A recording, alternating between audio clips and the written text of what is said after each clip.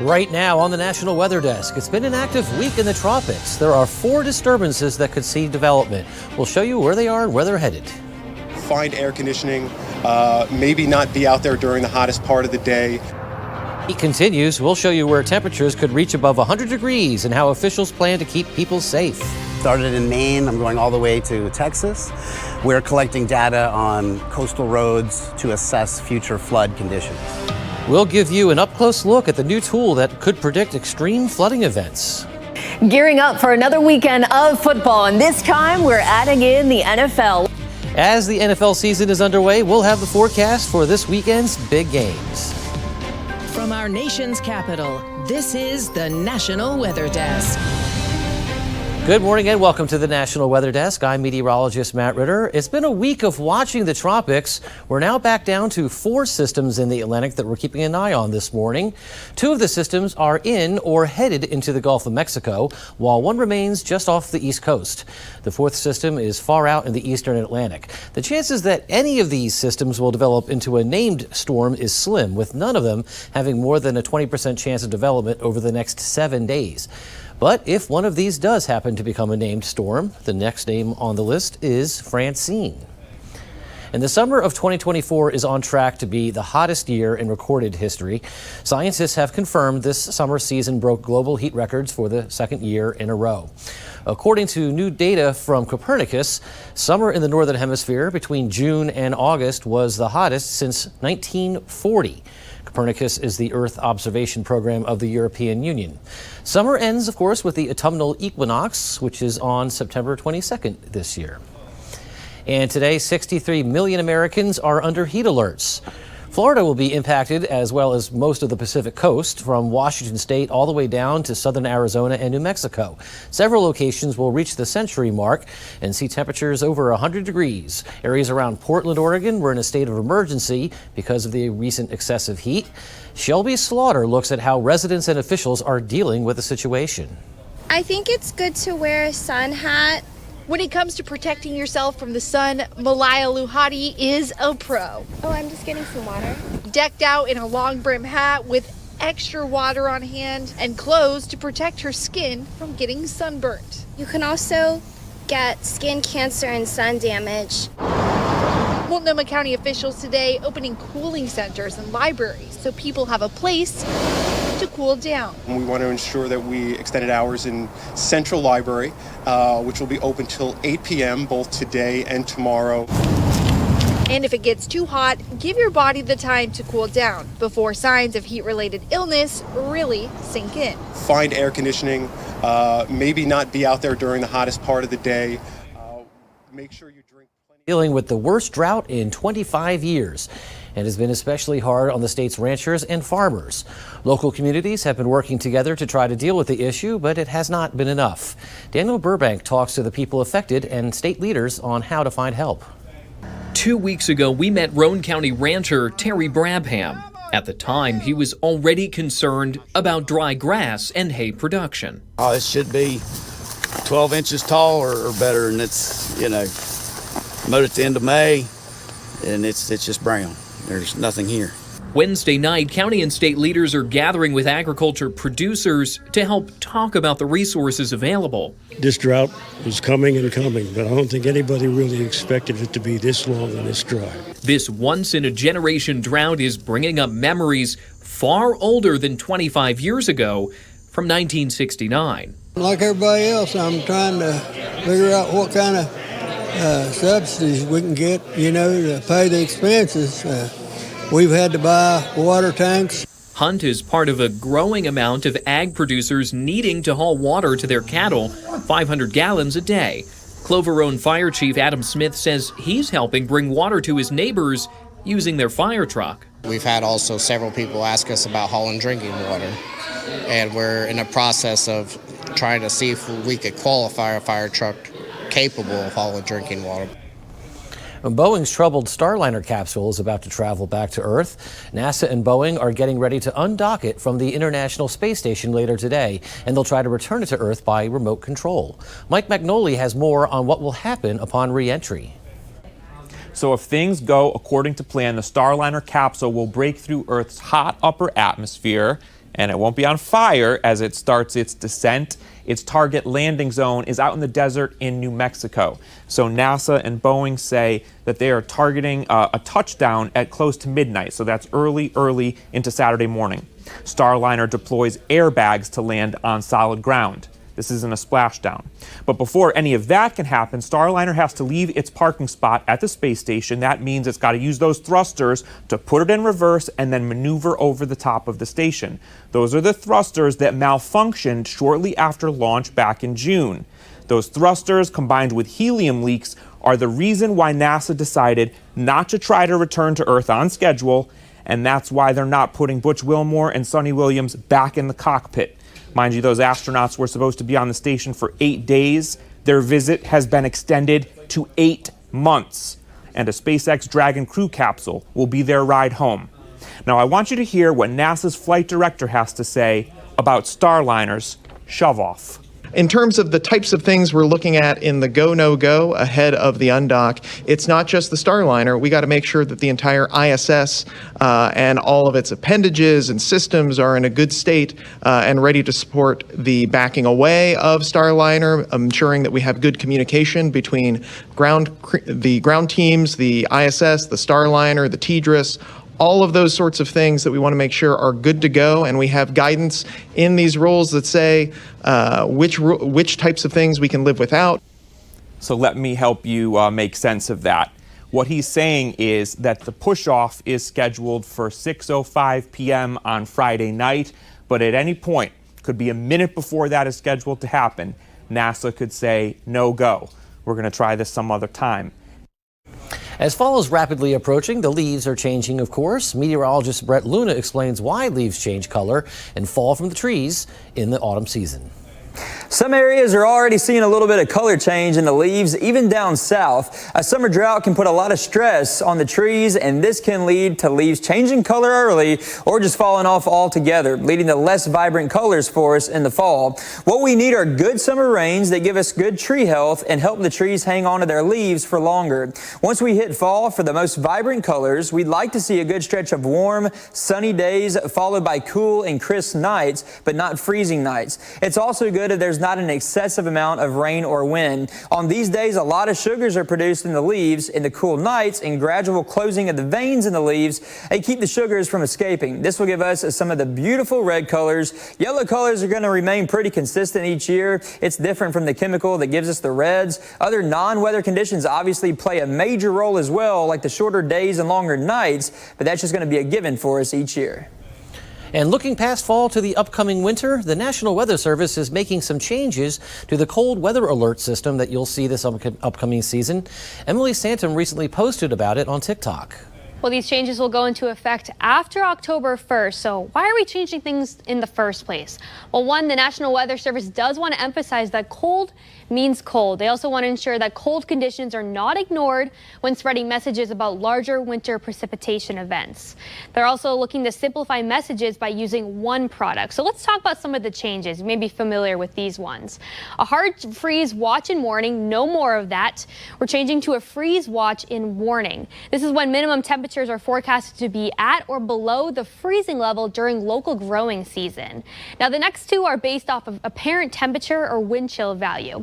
Wind chill warnings and watches are no more as well. They'll be changing to extreme cold watches and warnings. These will be issued when dangerously cold air temperatures or wind chill values are possible or expected.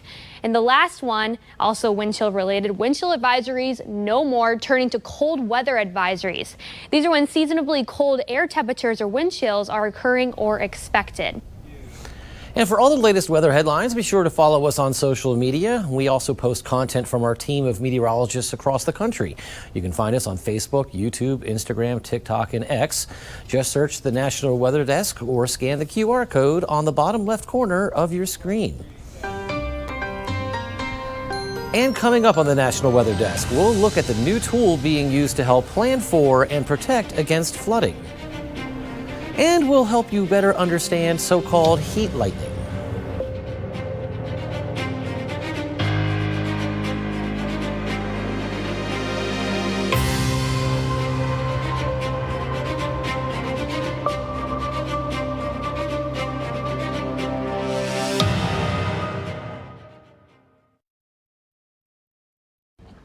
I'm meteorologist Charlie Lopresti with Look at the Northeast. A nice looking Friday is on tap. Any early morning clouds and fog should burn off to some sun.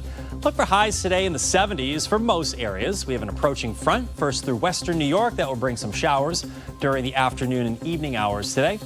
And that moves into a good chunk of the Northeast on Saturday. During the afternoon and evening, we'll introduce some of those showers in New England.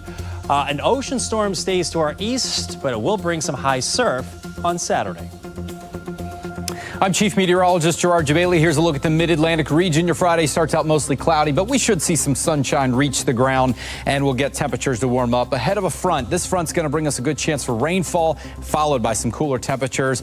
Scattered showers, maybe a thunderstorm will be possible on Saturday. Friday afternoon, still pretty warm, low 80s or so. By Saturday, that cooler air starting to work its way into the mountains, but still in the 80s until that front moves completely through. We're cooler for Sunday. I'm meteorologist Vitas Reed. Here's a look at your southeast forecast highs for the day. Looking at 91 as we go through the afternoon. Much cooler temperatures from Atlanta, Birmingham, and Mobile. Pensacola at 78, Macon 74. Reason being is we do have a lot of cloud cover coming up from the south. This area of low pressure just off the coast of Louisiana will continue to spin up, bringing us plenty of moisture across parts of the Mississippi Delta, across Mississippi, Alabama, into Georgia throughout the day. It looks like mostly cloudy skies up through the Carolinas as well.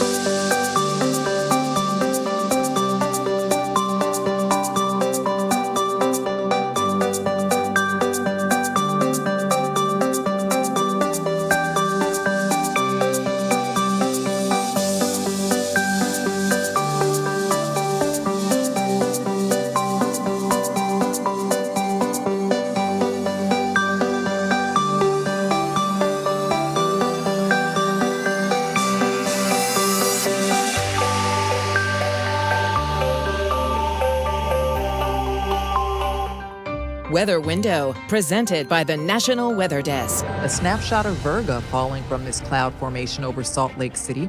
Virga are wisps of precipitation such as rain, snow, or sleet, which never reach the ground because they evaporate. And the start and end of day provide gorgeous views. This sunrise over the Great Salt Lake and this sunset near Bristol. For more content like this, follow the National Weather Desk on Instagram. And whether it comes from slow-moving or training thunderstorms or from coastal storm surge, flooding events have become more frequent, especially in southern New England. Meteorologist Christina Ernie looks at a new tool that could help map out locations that are most prone to flooding and potentially help save lives. We can't stop the impacts of a changing climate overnight, but we can prepare for it. Whether or not you believe that these storms are getting worse because of climate change and sea level rise, it's a fact that 100-year storms are now happening every 10 years. And authentic, precise visuals, I think, make it real for people. Authentic visuals are exactly what Climate Central's field producer Max Grader has spent the summer capturing. I'm driving the flood rover down the east and Gulf Coast, started in Maine. I'm going all the way to Texas. We're collecting data on coastal roads to assess future flood conditions. We caught him as he passed through Providence in the custom-designed flood rover. This vehicle uses 2 cameras, LiDAR technology, and GPS to precisely map an area and its elevation as it drives. They then overlay this data to create hyper-realistic images of coastal spots facing the combination of typical sea level rise and flooding events. The information I'm gathering is going to be used to maybe help plan evacuation routes. If local government gets funding and they want to decide where to spend it, and I drive past the pier and they see the left side of the pier, it's going to be completely submerged, the right side of the pier isn't, they know to put the money where it will do the most good. The visuals created help communities brace for future flooding events, but also can be life-saving. I think back to Katrina, and a lot of people didn't leave, but if they could see this in real life, they might have left. This is the goal, bracing communities, saving people time, money, resources, and lives.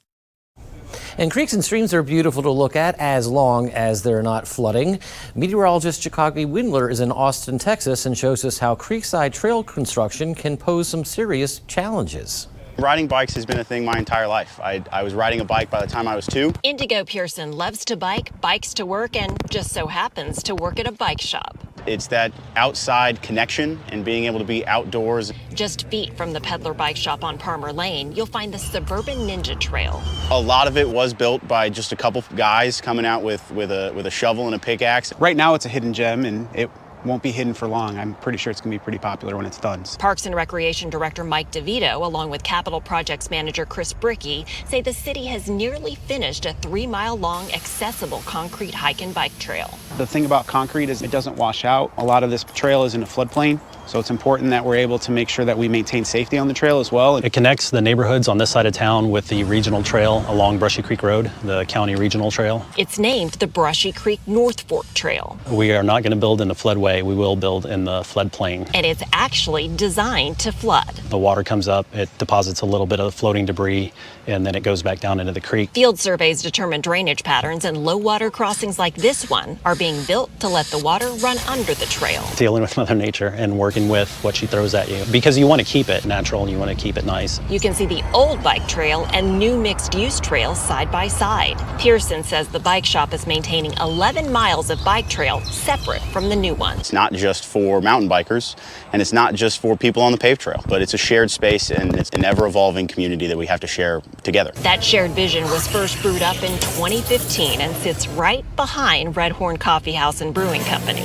Owner John Lamb says he's excited for patrons to have even easier access to nature. You know, crisp morning walk to come up to grab a coffee, or in the afternoon say, you know what, let's get some outdoor time, get our steps in, come grab a beer, and then just walk down the trail home. Completion is expected early next year. In the suburbs of Austin, I'm Chicago Windler for the National Weather Desk. Well, it could be a weekend for water spouts on the Great Lakes. Meteorologist Will Haney explains. With cooler temperatures expected across the Great Lakes region into the weekend, we're expecting an uptick in waterspout activity across every Great Lake, but especially West Michigan, here on Lake Michigan, also Lake Huron, Lake Erie. We're going to have a dip in the jet stream, bring some much cooler air. What we're looking at here is that cooler air in the lowest few thousand feet of the atmosphere on top of lake surface temperatures, which, as you can see, running pretty warm with the exception to an often chilly Lake Superior. Most of the Great Lakes, though, situated in the upper 60s to low 70s as far as those buoy reported temperatures. Now, when we have the warmer water situated beneath the cooler air aloft, that creates rising motion in the atmosphere. Oftentimes as well, out over the lake, you can get small areas of convergence or shifting of the winds coming together. Now, when that is enhanced by that rising motion, you can get a stretching in the vertical, condensation happens, and from the lake surface up to the cloud base, you can get that rapidly rotating column of air and condensed water in the form of a waterspout. Now, what I'm describing, we consider fair weather waterspouts. They are extremely rarely a threat to any sort of land structures or anything like that. They form, again, when that cool air moves over relatively warmer water. They need that convergence of the winds near the lake surface. They typically dissipate as they move inland or over land, and that's why they're so often not really a threat. Now, you would never really want to boat into one of them, by the way, and they do make up the vast majority of reported waterspouts. The opposite to this would be a tornadic waterspout. Forms a lot differently. That would be from a severe thunderstorm. Similar process to a traditional tornado that just forms over water, and those can very much move inland and do some destruction. Well, if you're on the Great Lakes this weekend, be sure to keep an eye on the horizon. And as you may know, the NFL season is officially underway right now. Meteorologist Katie Morgan looks at this weekend's big pro and also college games. Gearing up for another weekend of football, and this time we're adding in the NFL. Let's first start off with our college games of the week. And we will start in Ann Arbor, Michigan, looking at gorgeous weather here with Texas taking on Michigan. Temperature should be around 56 at kickoff with sunshine. In Stillwater, Oklahoma, we're looking at Arkansas taking on Oklahoma State. A couple clouds, beautiful weather here with temperatures in the upper 70s. And an evening game for NC State as they take on UT. That'll be in Charlotte, and we're expecting a 7:30 kickoff with a couple clouds and temperatures right around 75 degrees. NFL back in action, and we are looking good weather-wise. Of course, may have to deal with a few showers and thunderstorms for the Miami game. Jaguars at the Dolphins in Miami. We're looking at temperatures temperatures in the mid-80s. The Cowboys at the Browns in Cleveland. Beautiful weather in Ohio. We're looking at lots of sunshine and again, temperatures in the mid-60s here, and that's a afternoon kickoff. And then the Titans in Chicago taking on the Bears. Perfect weather here as well in the Windy City. Will be a tad on the breezy side as well. They don't call it the Windy City for nothing. Highs expected in the upper 60s. Hope you have a great weekend. Let's go. Time now for a short break, but first let's take in views of Seattle, Washington and the beautiful Puget Sound.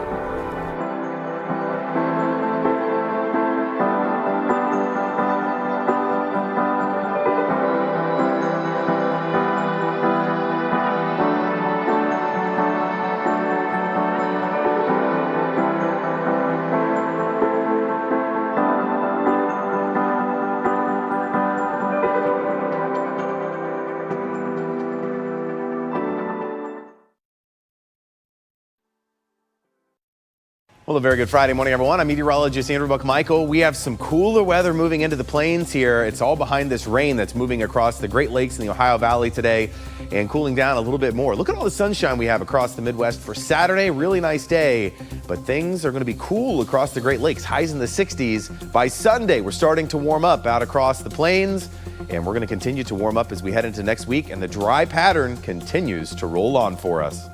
Good Friday morning to you, meteorologist Chris Suchan. Look at our forecast today across the region and a possibility again of Gulf Coast rain with an area of low pressure out over the Gulf. So New Orleans, showers and thunderstorms through the day. This is a front dropping in with a chance for a shower or thunderstorm along that front. Highs will be in the 80s. And as it moves by, sunshine for the weekend. Much cooler temperatures, highs in the 70s and the 80s. Also with a big drop in humidity.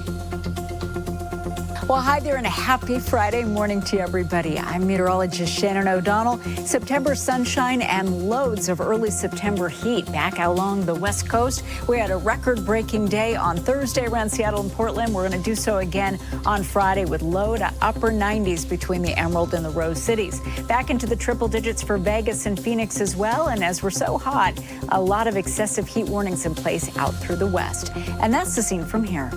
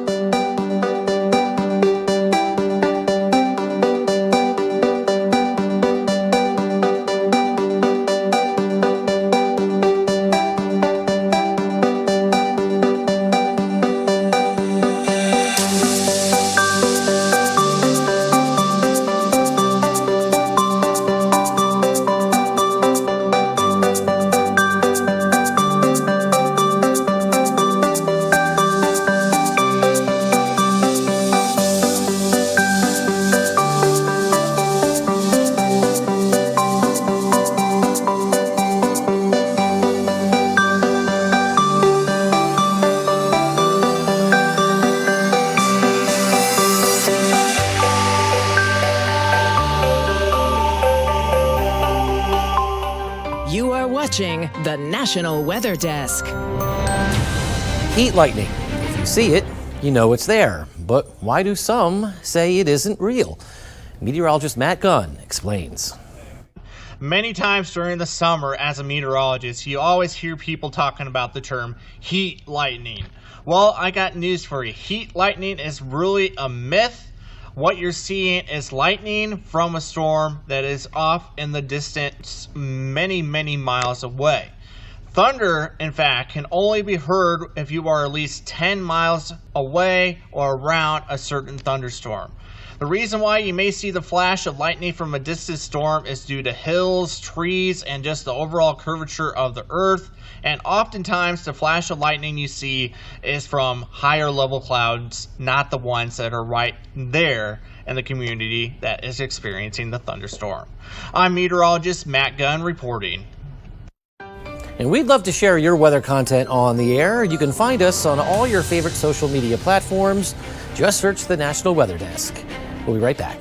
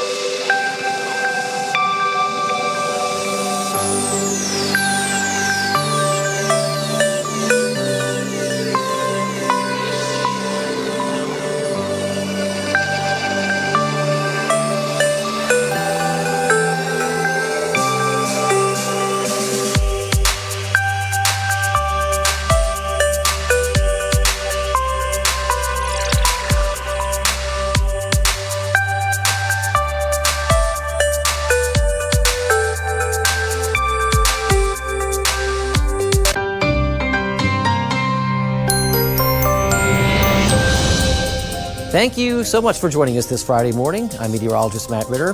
Make it a great day. Have a wonderful weekend, and we'll see you right back here on Monday for the National Weather Desk.